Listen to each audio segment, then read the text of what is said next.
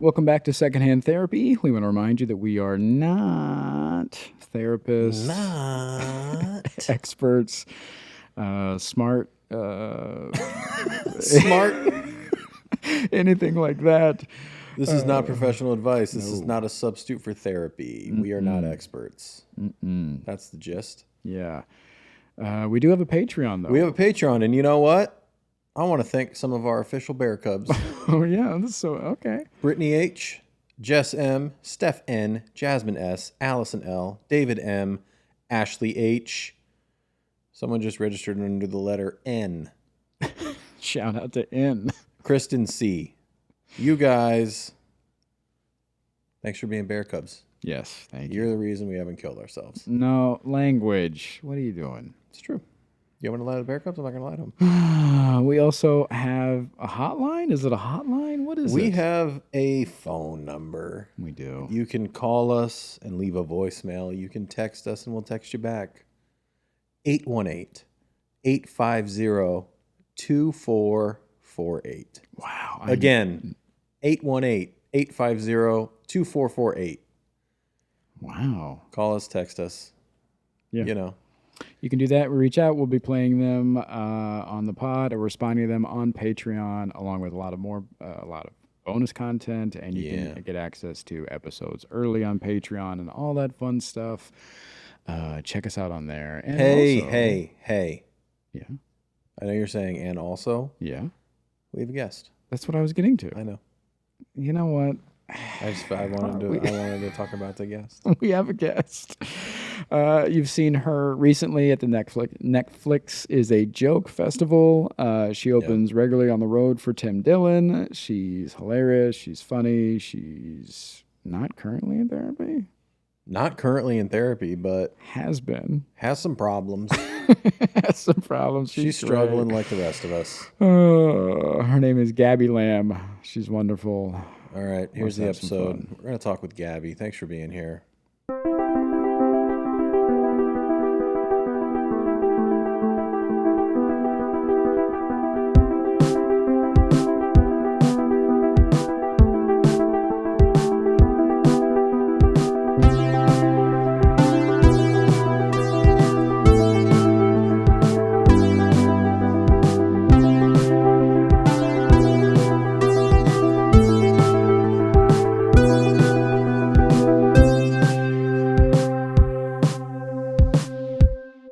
Well, I was seeing a psychiatrist in Pasadena, and she was like, "You should see a therapist." And I was like, "Okay, why not?" That's when I had really good insurance. I was on my mom's insurance. My mom's a teacher, and teachers underpaid, but great insurance. Yeah. Worth it. So I was on hers. I go to this psychiatrist. She's like, "You should go to therapy." And I was like, "Okay." And I was with the same therapist until from like 19 to 31, 32. Which is cool, but I also was like, maybe should I try other therapists and I should see what else is out there? We were just talking about that because my therapist brought it up about how she's like, soon you're going to outgrow me. Yeah. And I was talking to Lou about this, and he was like, yeah, this is something that, is going to happen. And I didn't even cross. I was like, oh, she's my ride or die. He's like, she's my therapist forever. Yeah. But he's a big comfort zone guy. See, So it's hard, but and that's something to work on in therapy. Exactly. That's yeah. something to work on. I know. Yeah.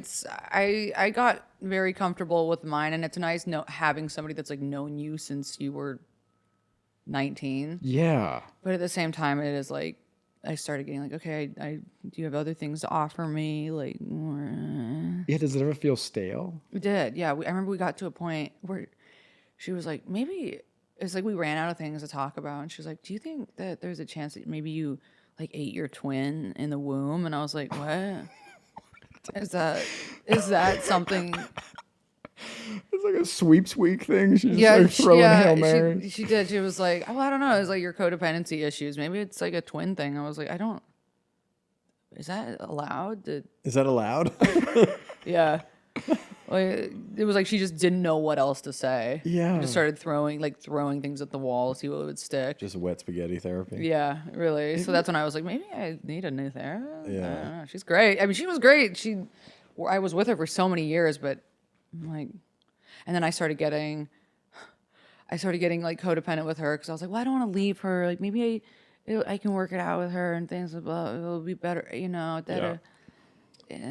Codependent with your therapist. Yeah. Hey, So real. Weird. It's been less than a year. Well, it's been a year. Yeah. So You latch on quick. We know that. Nice. And we know that. I do. Yeah. So- When you say you need therapy, Mm-hmm. like now, why? I have really low self-esteem and I have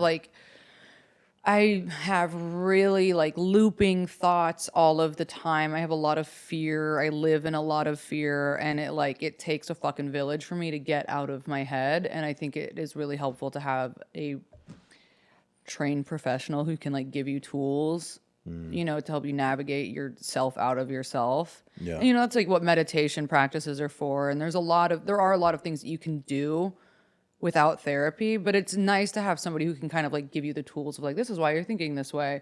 This is how to like stop those thoughts and get onto the other side of it. And so when I'm left to my own devices, I'm just kind of spinning out, thinking about the same 3 things over and over and over again.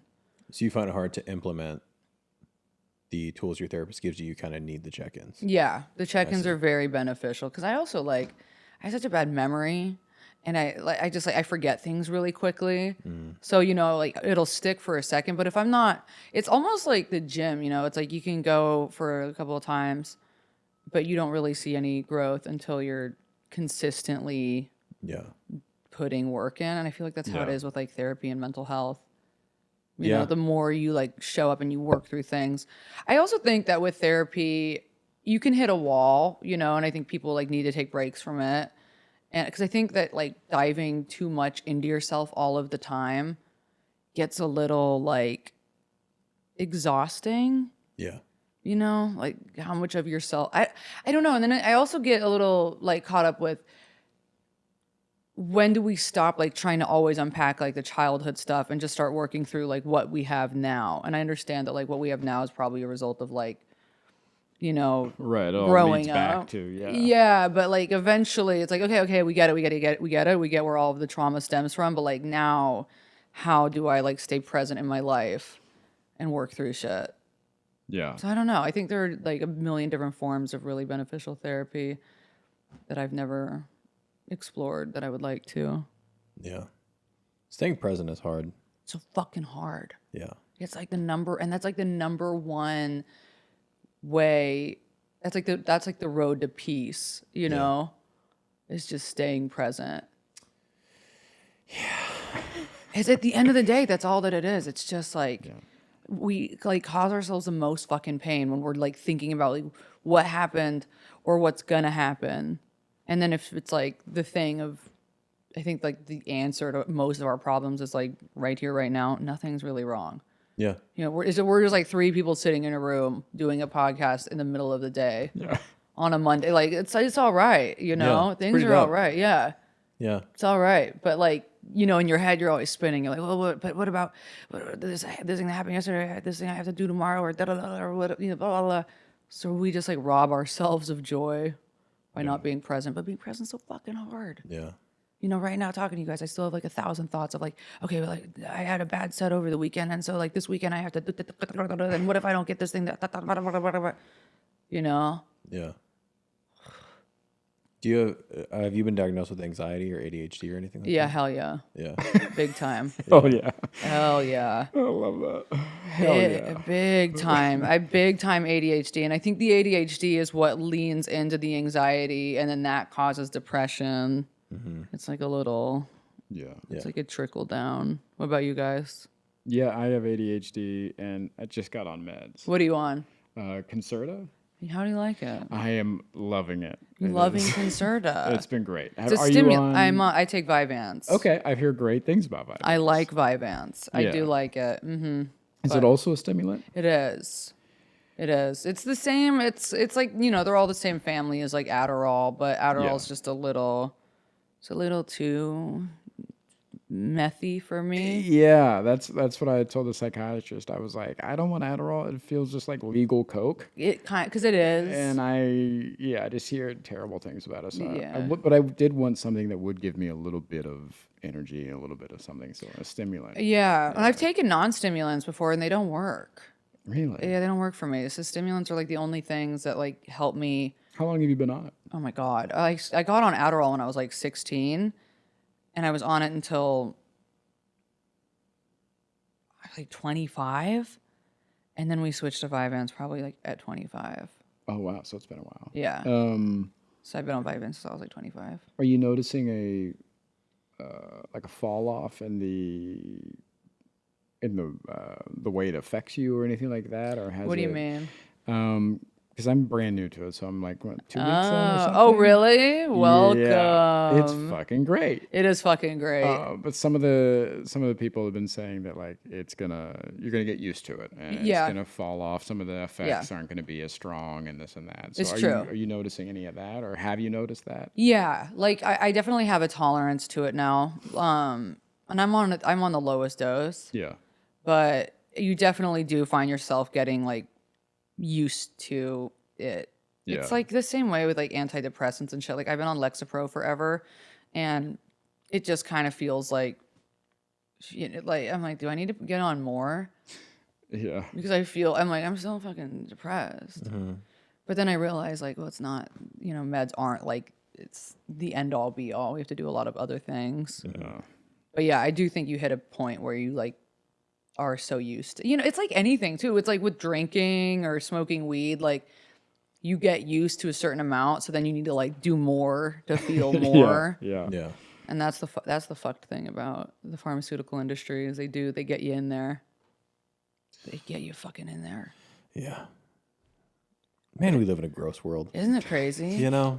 It's great. Well, especially in the United States, because it's just like fucking capitalism, like we have to like stay awake and not be depressed. So it's like they're just so we can work and work and work and make money and things are getting more expensive. But then it's like the more expensive things get, the more depressed and anxious we get. So then you got to up the meds and and it's just like an endless fucking pit.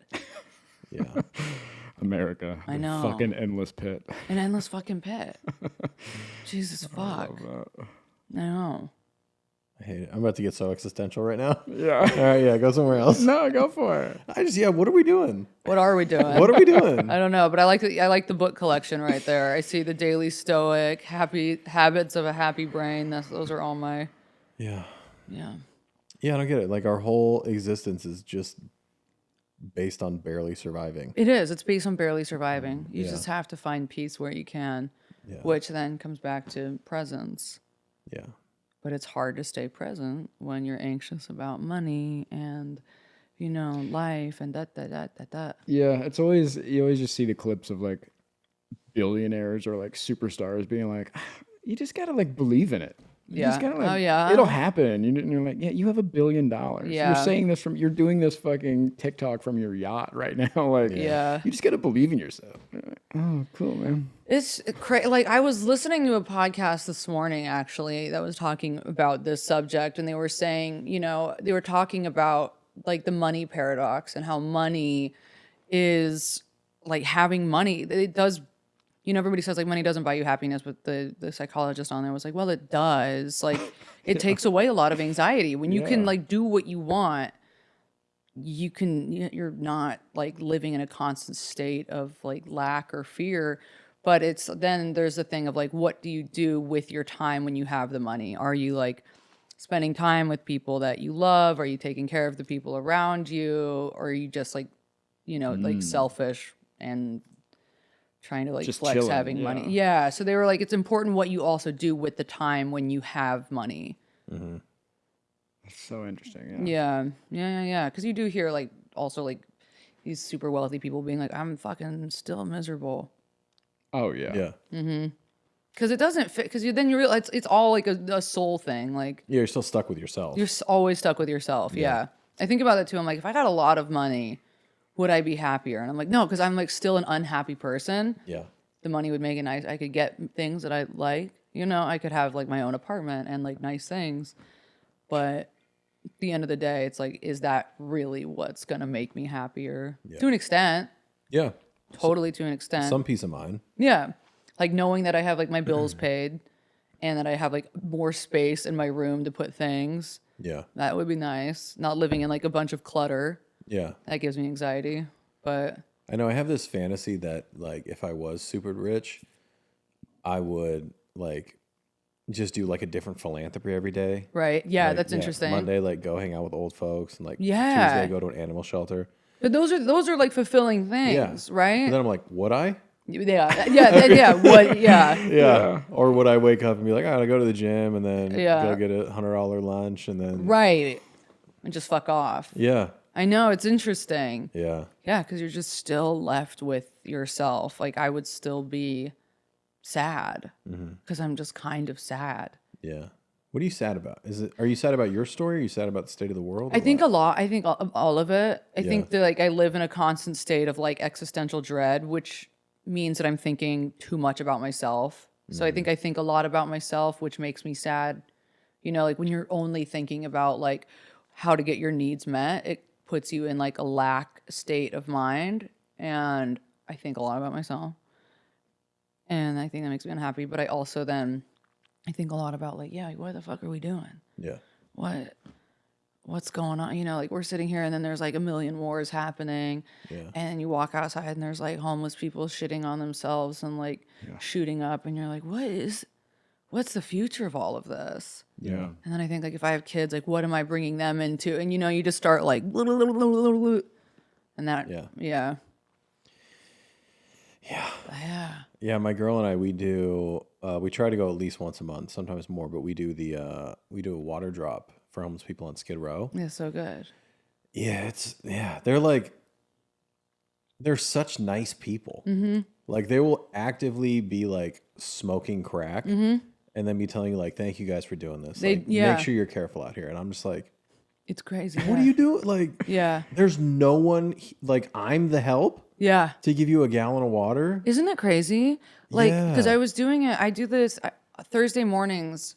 I haven't done it in a couple months, but I was doing it pretty consistently for a while. There's this organization called Feed the Streets, and it's like Thursday mornings at like 6 a.m. You go down to Skid Row and you give them clothes and donuts and fruit, water, and they like line up. And it was a really humbling, gratifying experience. But at the same time, and I remember this one moment. I was down there like handing out these donuts, and then a bus drives by with an ad for like the next season of the Kardashians, and I'm like, this is so wild. Like, why? Yeah. And then like, why? It's like the poor people, you know, like me, like having to show up to like feed the extremely poor people. You know, like why are we not? How are they not being more taken care of? But I don't know. Yeah. That's a battle I can't I think it's also more glaring in a city like Los Angeles, where every billboard is just success. You know what I mean? It's just TV show after TV show. This isn't a city where I try to explain this to people too that don't live here. Like our billboards aren't like 1-800-plumber. Like it's not like in the Midwest where like these are businesses or whatever. Yeah. Every billboard is this person just dropped an album. This TV show is out. This movie is right. People have YouTube fucking billboards up. You know what I mean? Yeah, like, as you're like watching somebody foaming at the mouth while they're ODing on fentanyl under a billboard that costs like $100,000 to put up, and you're like, what the fuck? Some TikTokers filming himself as some guy is Right. literally ODing on the sidewalk, and and- you're like, "Oh, this is what LA is." Right. And I get that's why, you know, you'd want to move to the middle of America and like live around, you know, nature and not be exposed to any of this, because it's dark. We're like faced with a lot of like moral questions, I think, living in these big cities every day, you know? Yeah. Yeah. We're up against a lot. We have a lot to think about. When you're like out in the middle of fucking middle America with like your little family, you don't have to think about it. Yeah. Which honestly, peace of mind. You're like, I can't. It's a lot to think about. It's a lot to see every day. You walk out of your apartment, and you have to like step over dog shit or like human shit. And the other day, I was walking around my neighborhood, and there was like a tent with just 1,000 fucking syringes around like the ground outside, and there's like people walking their dogs, and you're like, wow, this is so fucking crazy. You need therapy to deal with shit like that. It's so heavy. Yeah. You know? Yeah. I'm trying to reframe Yeah. like the state of the world and like, you know, like there's like actively genocide happening. Mm-hmm. And I don't know. I love all the protests. I love like the things, but I don't think it's going to do anything. No. Oh, absolutely not. Because the financial interest, like, Yeah. you know, we have our president being like, just being like, yeah, this is what we do. It does nothing. Yeah. It's great that, like, you know, kids are activists and people, like, know that they want to, like, make a statement and, Yeah. you know, that people get involved to a degree, but it does nothing. It's almost like kind of the same thing as voting. Like, really, does any of our votes, like, actually count, or is it just all funded by Nesquik, you know? Yeah, so I'm trying to reframe and like, okay, the big disgusting things that I see on my phone or whatever, like, I'm never going to be able to do anything about that. Right. But like, I can go give water to That's 100 exactly or 200 right. people, and like, Right. I can look these people in the face and know that I made a difference. Right. And that's how I'm trying to reframe. I so agree with that. And that's the other thing. That's like the haunted thing too about social media and like the use of it for these things. You know, like I see people constantly like posting like endlessly about, you know, Gaza and Palestine and all, and it's just, I'm like, what do you guys, I get where your head's at, but what are we actually doing here? Are we actually like, I don't know. I don't know either. I know. And so I'm like really careful with, I don't post about like my political beliefs anymore because I'm like, I don't know how to even speak about, like, you don't need, like, my followers don't need to know my opinion, my political take, you know, on these things. Like, first of all, I don't fucking know shit. And then secondly, if I did, it's like, what does me being angry about what's happening do? We all know what's going on. It's like, not, I don't know. And that could be, people could get upset at that and be like, well, it's important to have a voice. But it's like, is it? It's like, do I have a voice? Do I even have a voice? Like, I morally, like, know what I believe, but like, does me like blasting about it online really do anything except for then like just get people more divided and angry and and then they have an opinion about the way that you're talking about things, and it's like, yeah, or maybe you could just go down to Skid Row and give people water. When you look at like what's changed over the years and why it feels like we are more divided and everything is so loud right now, it's because everybody has a voice right now. And we're just all talking at once. And we shouldn't. Not everybody should have a voice. Right. Everybody that has a phone now has a quote unquote TV studio in their hand. It's fucking horrendous. Yeah. And so everybody's just yelling in their phone, and we're swiping through it, listening to everybody talk at you. Getting riled up. Yeah. Like, you know, every time I get on my phone, I can feel like my adrenaline spike. Yeah. I had to stop going through TikTok in the morning. Yeah. I stopped listening to the news in the morning. Hard. Yeah. Because all you need is one video to just set you off for the day. And you go, okay, well, now I'm angry about this, or like, I can't believe that's happening, or whatever. I've tried to really tune those things out, which also is probably not the answer. I don't know if it's not the answer though, because then it's like, I find myself like getting more like angrier at society and people when I get involved in this stuff, because like I'll see, you know, I'll see a post on like CNN, and then I go through the comments to see what people are saying, and people are just like fighting in the comments. Yeah, and it's just like, what are we doing? People fight in our comments, which is hilarious because we're all about like trying to be better and like what we're learning in therapy and all this stuff.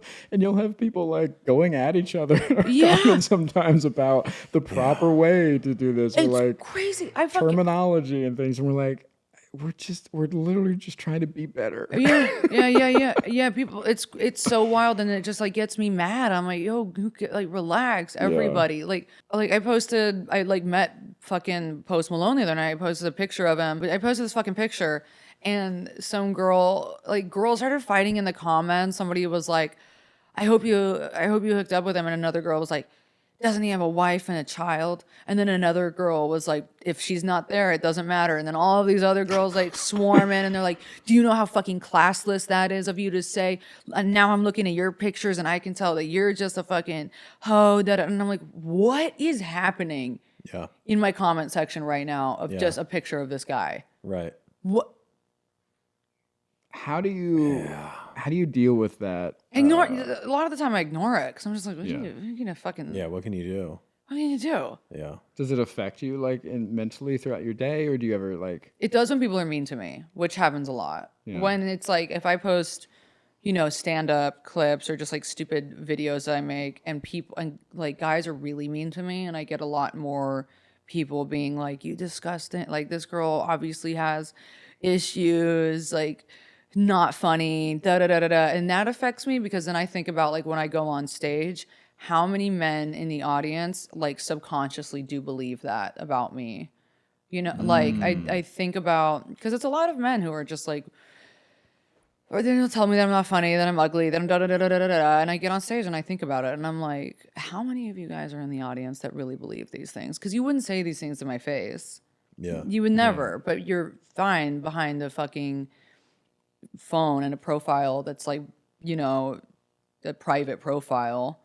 Like I don't have access to you. Oh, people are so brave on the internet. They're so brave. But So brave. how many of those guys would actually be in an audience at one of my shows and like say that to me in real life? So it haunts me, and they wouldn't, but it haunts me that is what people feel okay with saying. Yeah. They really think it's okay, and I can't imagine ever doing that to somebody, like commenting on their content and being like, "Not funny, boo! Bet you fucking have mommy, daddy issues, dumb bitch!" Like, Yeah.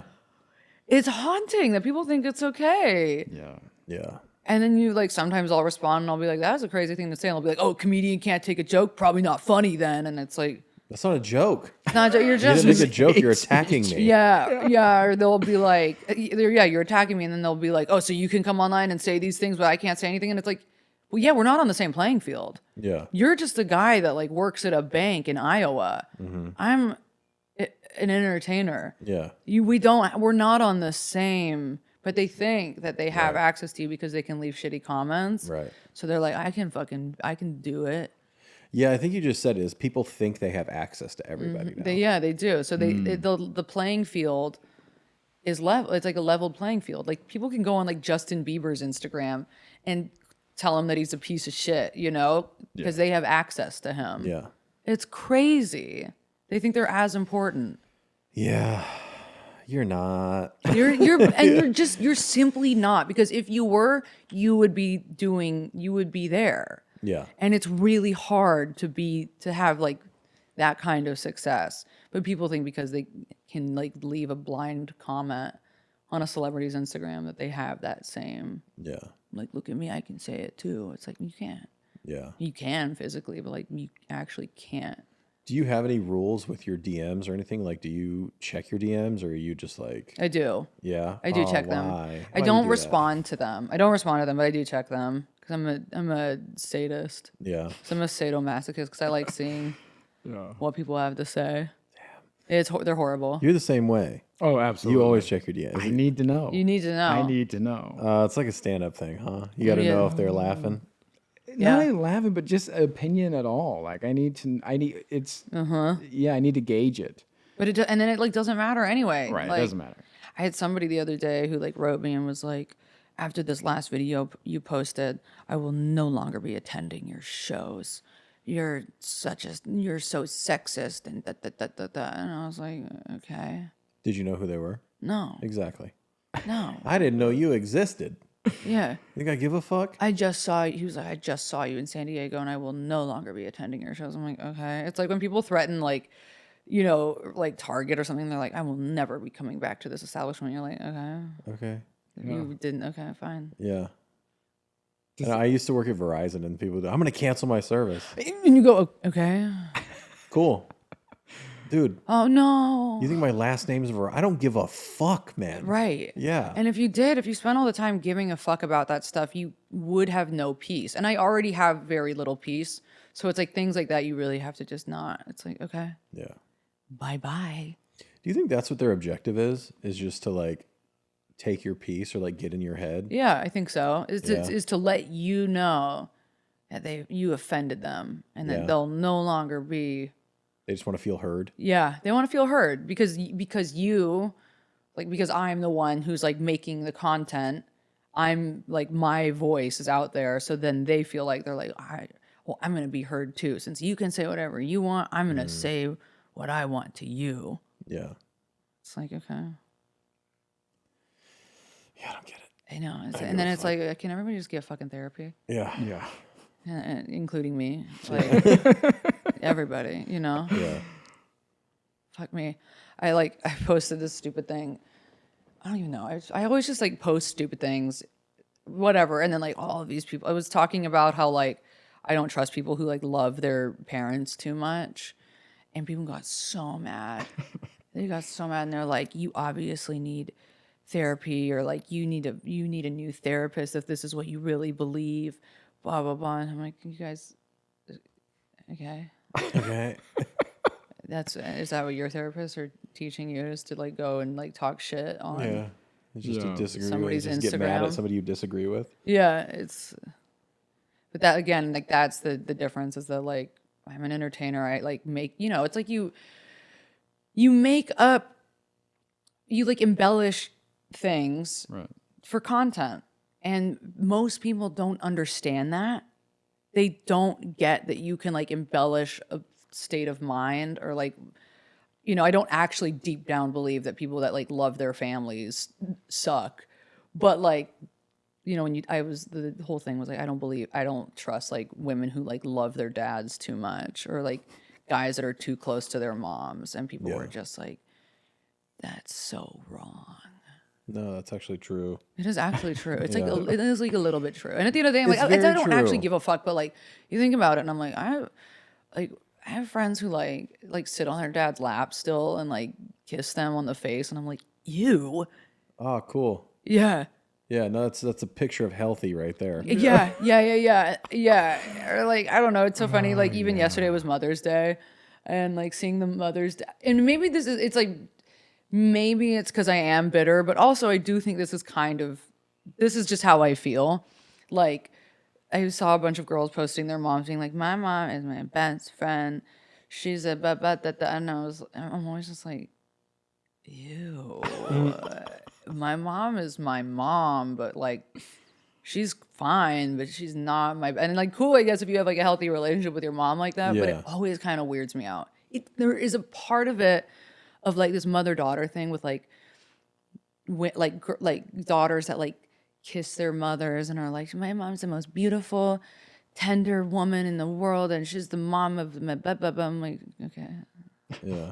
And maybe I'm just like bitter because my mom is a fucking alcoholic bitch, narcissist bitch. I mean, But, my mom's like, none of those things. I love my mom to death, but she made a lot of fucking mistakes with me. Like, she fucked me up real bad. Yeah, so, they fuck you up real bad. yeah, I still love her to death. Of course. But And I love my mom to death too, but I do. I'm like, you can miss me with ever being like, my mom is my world. yeah, It creeps me out. I get it. Yeah. Yeah. And it really bothers people when you say that, when you're like, you love your parents like that much. Like, I get you love them, but you like, Yeah. best friend. They're like your hero still. Yeah, right. You haven't seen behind the curtain yet, huh? Right. Your Yeah. parents are your heroes. Yeah. Yeah. It's wild to me. But I know like people get really like touchy about that kind of stuff because people are very protective of their families. And I'm like, everybody's family also like kind of sucks. Yeah. Like we all, like people are just people. I don't know. Yeah, exactly. know. People are people. We're all fucked up. We're all very flawed. Yeah. When you put your Yeah. parents on a pedestal, it was like, unless you're like, dad is fucking Gandhi. I'm like, what do you, unless Yeah. your father was Jesus Christ himself, Buddha, I'm like, what do you, Yeah. Yeah. your dad's just a guy, your mom. Yeah, your dad is literally just a man. He's a man. Your mom is just like Yeah. a woman, maybe Yeah. nice, maybe not nice. Yeah. I don't know. When you have no idea what they're like when you're not around. You have no idea. You have no fucking idea. Yeah. How uncomfortable are you right now? Do you love your mom so much? Oh, everybody's dead, so it doesn't matter. Oh, everybody's dead? Yeah. But his mom Honestly, was nice. his mom was his best friend. That's Oh, why. yeah, we have a very close relationship. What if you were the guy that's leaving all the I'm just- negative yeah, comments? You don't know what it's like. Yeah. But I am sorry to hear that. Axe thrower 44. Yeah, That's yeah, me. yeah. No, but we were close and we would talk a lot, but we weren't on the level of like, I get where you're at with these weird people that like, you ever see somebody kiss their dad on the mouth or Yeah, something it's like that? fucking You're weird. like, what are you doing? Again, loving your parents is so normal and you should love your parents. And if you Right. don't, then there is something fundamentally sad about that. You Yeah. know, that means they really did something fucked up. we should love our parents, but I'm like, how? But yeah, there should be a lot. Yeah. What's I to? love my mom. I didn't want to date her. Yeah. You know what I mean? Like that's Yeah. the vibe you get. Sometimes there's people you see some photos and you're like, Dude, a there was little this. too close. Dude, there was this fucking. I remember watching this like docu-series a couple years ago about mothers who had given their sons up for adoption at birth, and then were later reunited with their sons like as adults, and they talk about how there started being all of this like sexual tension, like, What? and the boys were like, I had never fallen in love until I met my mother. Like it was so bizarre. Like this happened like with like a number of boys and their mothers, and the mother they like some of them started developing like sexual relationships because it's this weird thing. Yeah. It's this weird Sexual thing. relationships? Yes. Yeah. There was a whole fucking like series on it. All right. Yeah. Lou's fucking mind is Yeah. blown right Yeah. Well, you would think the mom would be like, let's not. You would think. Yeah. You would think, but I don't know. There's some weird. But it's also a stranger Was to her Oedipus too. wrong? You know what I Right. mean? She's got to Oh, be no, it like, No, she gave him away. yeah. She's like, who's this stud coming back? It's a that's lot the- like his dad. Okay. It's a discount bin you fucking threw him in. Of course she's into it. Yeah. Oh, Yeah. Well, my plus we also God. live in a weird, fucked up society where I would say, I don't know, what 75-80% of our pornography is like Incest? I fucked my mom. My Yeah. sister's stuck in the dryer. And like, what are we doing? Why are we obsessed? What are I we know. doing? I know. So yeah, of course he Taboo. is. Yeah, exactly. Is it usually mom or is it usually stepmom and stepsister? I'm off porn, so I don't know what's It's going on. usually Good for you. step, but at the same time, what's There's the still, yeah. You know, they're only. I feel like they're only saying step right to like for not legal reasons? to make you feel not as weird if it was like purely like brother fucks sister, right. Yeah. You know, That's so weird. because then there's like the weird porns too, like the stepmoms that like fuck the young guy and they're like, you look just like your dad, and he's like, yeah. Like it's so weird, you know. There's a weird psychology to like familial sex. I mean, the Oedipus complex. Freud. Yeah. Freud was a wacko, but he was onto some shit. What? He was just the most honest. Yeah. Yeah, he's He like, was we all want to fuck our mom, Yeah. right? Women have small brains, and we all want to fuck our mom. So, hey, was he wrong? Was he wrong? I think that's Seinfeld's act right now, currently. Yeah. It really is. Did you watch the Pop-Tart movie? No. I heard it sucked Yeah, I'm not balls. gonna watch that shit. It's terrible. Yeah. He's the worst. Who gives a fuck? Yeah, he's Yeah. the worst. Yeah. Do you find yourself, because you're out there, you're dating, you're doing things, Yeah. Are you single? No. Okay. No. so but when you look for a partner, Mm-hmm. do you find traits that are like your father or something like that? Are you? I is unfortunately there- do. Yeah. I unfortunately do. Because it's like, you know, you subconsciously go to what feels Safe. safe and normal. Yeah, familiar. You familiar, yeah. So yeah, I do find myself like in relationships with people who will like have qualities that remind me of my parents, and I'm like, okay. Have you dated outside of those qualities, and what's the difference in those if you have? I have. Let's see. One of my exes didn't remind me, like he didn't really like share the same qualities as any of my parents, and I found him to be completely like unrelatable, and I honestly like did not enjoy my relationship with him, which is fucked. Because it was too. It wasn't like we just didn't like speak the same language. Yeah. Like we didn't have the same sense of humor. We didn't like have the same like family things. We just weren't like really on the same page with, I don't know, just like with the way that we like existed in the world. Yeah. And I find that like the guys that remind me or like have certain qualities of my parents, I'm like, oh, okay, I get this. Yeah. This makes me feel frightened and insane. Yeah. Yeah. This is what I like. Yeah. Yeah. I'm feeling so anxious and like unsafe. This is great. Did you have an anxious childhood? I think so.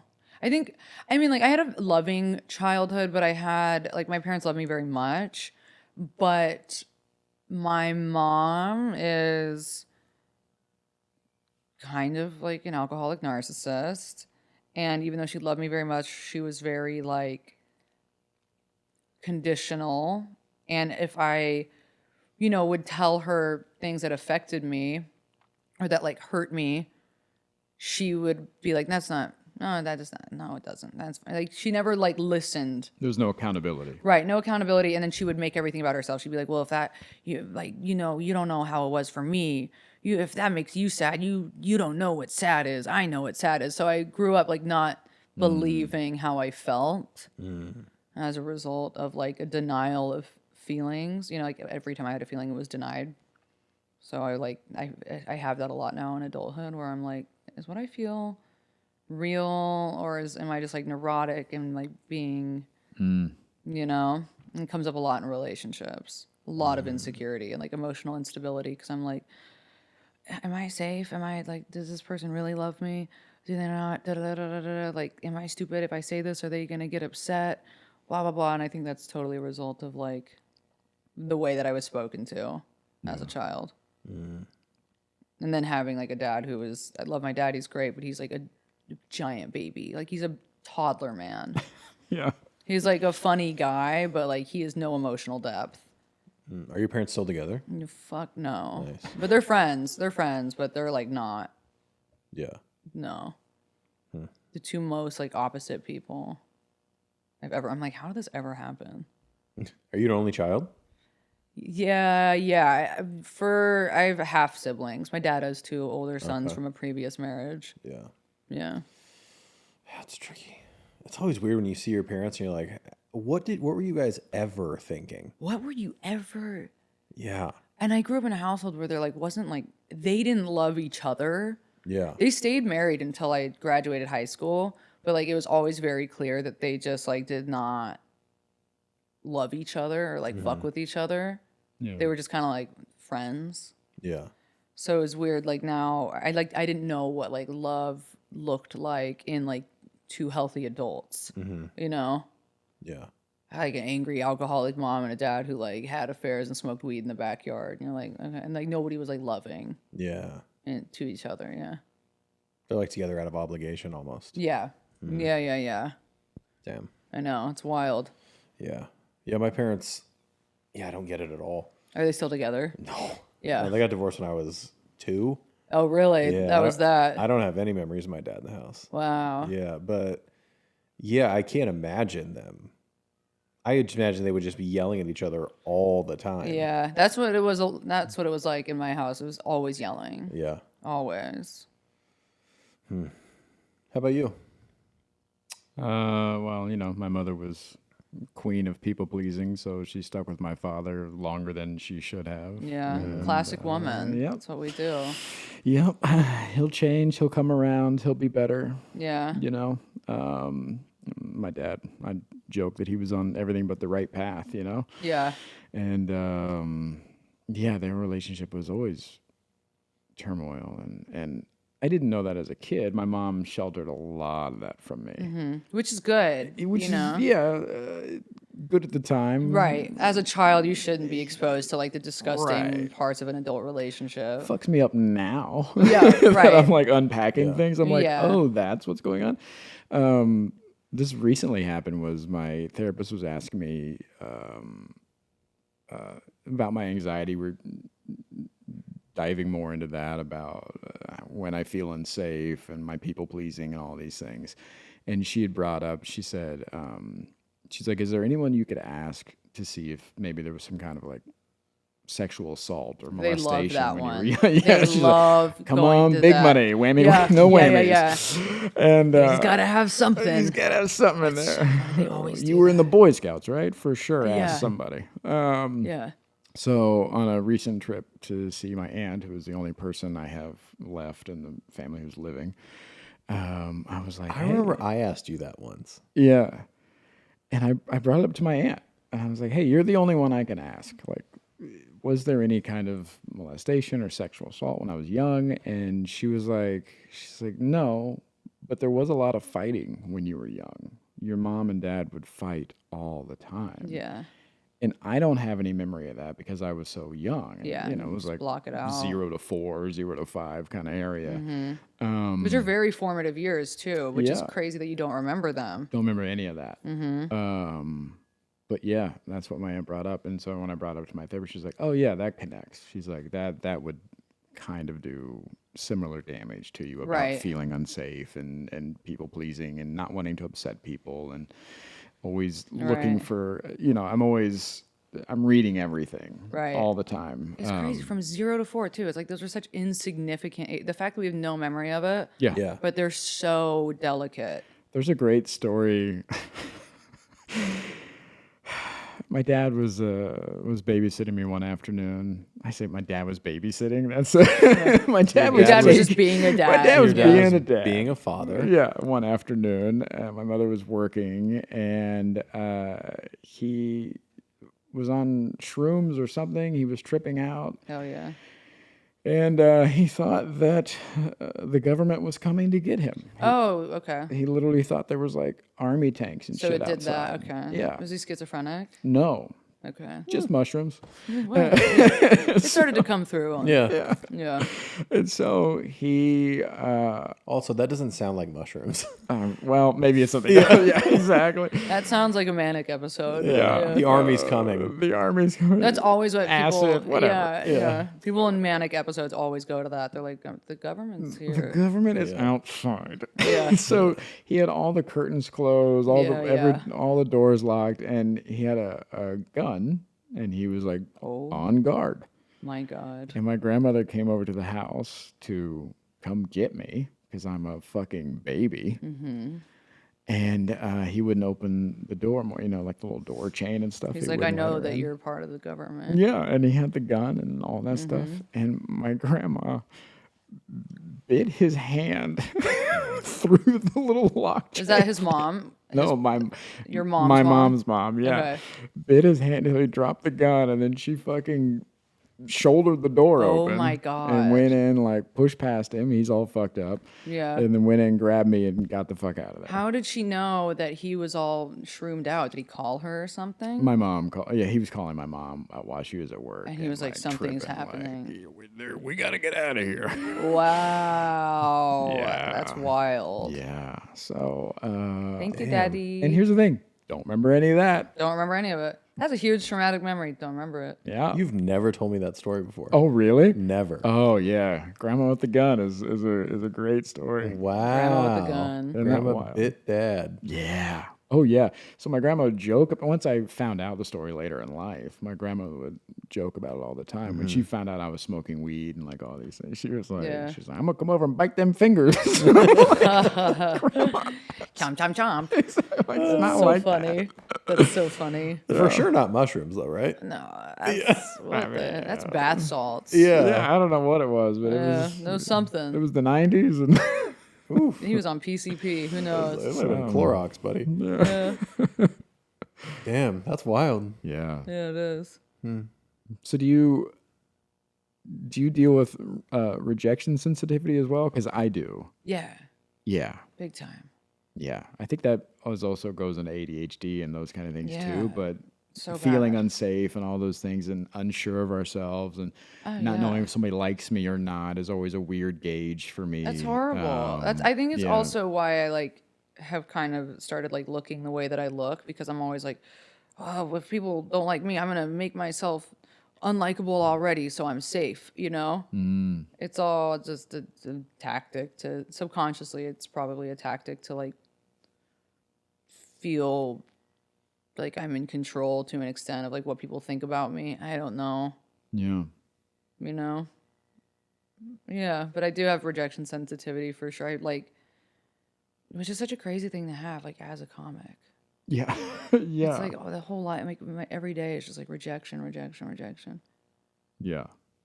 But again, it's like masochism. You just you're obsessed with just feeling bad about yourself. Well, I think I think you can stop with you're obsessed with just feeling. Mm-hmm. That's the thing. Is there are definitely moments where you just feel so numb that you're like, I want to feel anything, even if it's bad. So I read bad comments or something Right. like that. That's where right. Yeah. yeah, I just want to feel. Yeah, I just want to get worked up about something because you get addicted to the spikes of adrenaline. You know, and rejection spikes adrenaline. You go read shitty things people say about you because you want to feel something? Sometimes, yeah. Oh my God. Yeah, I think subconsciously, yeah, that's what it is. Yeah. You just want to know. I always look for Yeah. comments. I'm like, what are they saying? Yeah, what is, yeah, I need the feedback. Yeah. You need the feedback. Yeah, Isn't it? Lou is, You're not as fucked up. That's so nice. Lou's past this. He's, Yeah. I don't know that I'm past it. I just like I can't even. You don't have it in you. No. Yeah. yeah, Lou is, does not give a fuck about any I of wish. that shit. Like, doesn't get involved in it. Doesn't, yeah. It's so much better. The only reason I was off social media for like 4 years. And the only reason I got back on is because I was moving out to LA and everyone's like, you have to have it. You have da da da. Like, if it wasn't for the pod, like I would not have it. Yeah. It's a have nightmare. Yeah, it's the fucking worst. So bad. I know. Every day I think about that too. I'm like, I wish I wasn't on this shit. But then at the same time, I'm like, this is my whole life. Yeah. Yeah. You know, what would I do without it? I Yeah. need it. But like, yeah, if I didn't do comedy, I don't think I would be on it at all. Yeah. But I'll never know. I'll never know. Oh man, I can't imagine going to seek out things. Hell yeah. It's a job. You gotta do How it often do you do it? every day. Every day you spend time going to see what people are saying? Yeah, I'll go through my comments, Yeah. Same. go through my messages. Yeah. Yeah. How much time a day? A lot. Just in your downtime. Yeah, when in your you- downtime, you're just going through your message requests. Yeah. I'll go on my my podcast's YouTube channel, see what people are saying in the YouTube comments. You know, if I get really bored, I'll go read go to other people's like YouTubes that I've been like podcast guests on. I'll read the comments there. I just want to see what people are saying. Yeah. Oh my God, Yeah. that sounds Do that? terrible. It's terrible. No. I know, it's so really? bad. Buddy. Yeah. It's not good. It's No, not yeah. good. Don't recommend it, but Yeah. at the same time, buddy, how could you not? Yeah. Dude, if I we went on somebody else's podcast, Yeah, yeah. I've never looked back at that. Not once. So healthy. It means If you have like I- a healthy attachment style. Well, I'm learning I don't. Yeah, like if I went on now, even though our show's gotten bigger, if I went on somebody else's podcast, I would not ever. I don't care what numbers it does. I don't care. Really? Yeah. Wow. That's so healthy. I can't Yeah. imagine. Yeah, buddy, I got to see them numbers. I Gotta see gotta the numbers. You gotta know. gotta I might be see. curious, but I don't think I would care enough to. I can see if they love me or hate me. Yeah, you gotta know. Yeah. Yeah. Why? So you can torture yourself. Yeah. Yeah. So I can apply If they it love to you, does it feel good? No, it's kind of It like the same doesn't. thing of like when when we were talking earlier about like you can buy all this stuff and it doesn't change anything. It doesn't. You could have a million people being like, "We love you so much." It doesn't change the way I feel about It doesn't. myself. Because it all comes from within. Yeah, it's just curiosity. And Is it more satisfying to find negative things? You'd be like, they're right. In a way, yeah. It like validates how you feel about yourself. Which is like, I'm a piece of shit. But then you hate it. Then you get it and you're like, why is everybody so mean to me? yeah. But then you're like, yeah, I need this. That's sick. You guys are fucking sick, man. I know, isn't it sick? And that's what like how many years of therapy? That's the result of so many years. I'm still that after. Do you try not to be? No, no, I don't. I do not actively try not to read comments. Why? Addicted to it. It's just like purely addicted to it. Do you have interest in breaking that addiction? When I get like when I get an influx of like really negative comments, I'll stop reading them because I'm like, okay, that's enough. I can only hear that like people think that I'm ugly and stupid and a drug addict so many times a day, you know? Yeah.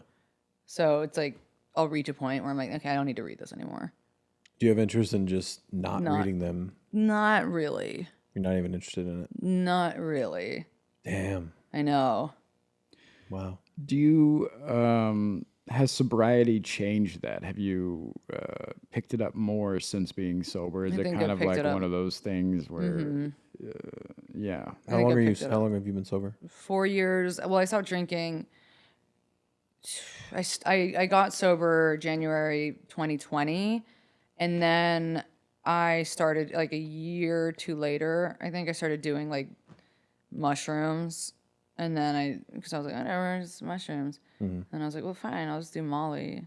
Well, fine, I'll start doing edibles. And then after that, I was like, I'm not sober. So then I restarted my time to, I think the last time I like did Molly and smoked weed was August 20th, 2022, 23. I had a year in this August, so I guess a year ago. Okay. Last August, whatever. Yeah. Gotcha. Yeah. So last time with Coke and alcohol, 2020. Weed, mushrooms, Molly, 2023. Okay. Yeah.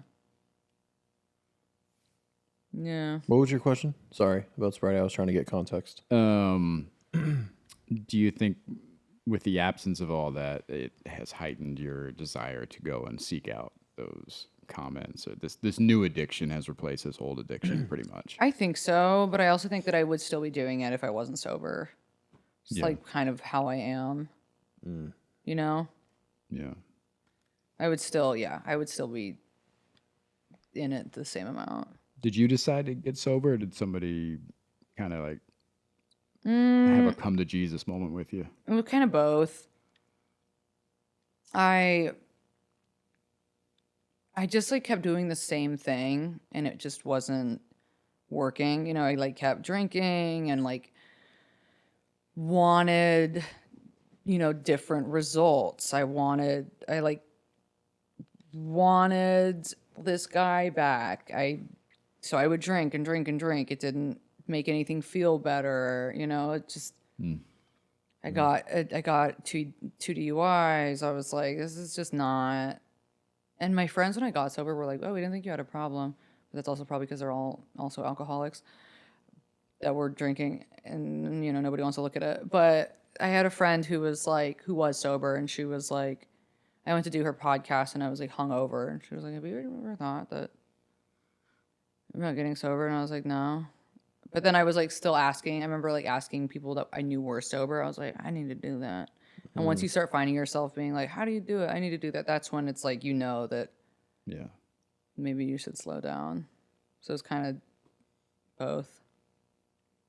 Was it hard? Yes and no. Like, it's hard kind of making the decision to stop. Well, I don't know. Like, it's hard. I guess it's hard not doing it now. When I made the decision to stop, I was like, I'm going to prove it to myself. I'm going to get sober and that's going to be that. And it felt really good for a little while. And then you start getting like antsy and like bored and your friends are still going out and drinking and stuff. And you're like, why am I not doing this again? So then I started going to AA and I was like, okay, this is why I don't do this. You know, because if you're just like not trying to like not drink or do drugs like on your own, it's really hard. Because you forget. You're like, why do I not? Yeah. I can probably drink. Like, all my friends can do it. So that's when I started doing 12 step because I was like, I need to be reminded of like why this is not a good idea for me. Do you still go? Yeah. A lot. I go to meetings like 5 times a week, probably 4 or 5 times a week. Is the desire still strong, or? No, not really at all. But I know how it is. Like if I stop going to meetings and I'll start getting, you know, then I'm like out of the sober community. Once you're out of the sober community, then you're just like, you go back to kind of like being around people who are drinking all the time. And then you're like, why am I not doing it? Why? I should be able to drink, right? And especially with comedy, it's like you're out late at night and everybody's drinking. So you're like, oh, I should do this. Everybody else can. Yeah. So, but I don't have the desire. I'm not like, yeah, I need to go drink. Yeah. But you do get like uncomfortable. You know, I do like when I'm like really uncomfortable or something's like really bothering me and I don't want to feel uncomfortable. That's when I want to drink. I'm like, I don't want to be sad right now. I went through a really bad breakup a couple of months ago, and I was like, I don't want to feel this. And that's when you like want to drink because you are so uncomfortable in your body. But then I was like, what's gonna happen? I'm gonna drink, and then I'm just gonna be like sad and drunk. Yeah. Like it's not gonna do anything. Yeah. I was just thinking about that last part about wanting to, again, feel something, right? That's what it comes down to, is that drinking would make you, it would numb you because you don't want to feel in those moments. Yeah. Yeah, and in a way you like want to feel like you can just like have fun and not think about something, but like that's not how it works, you know? At least not for me.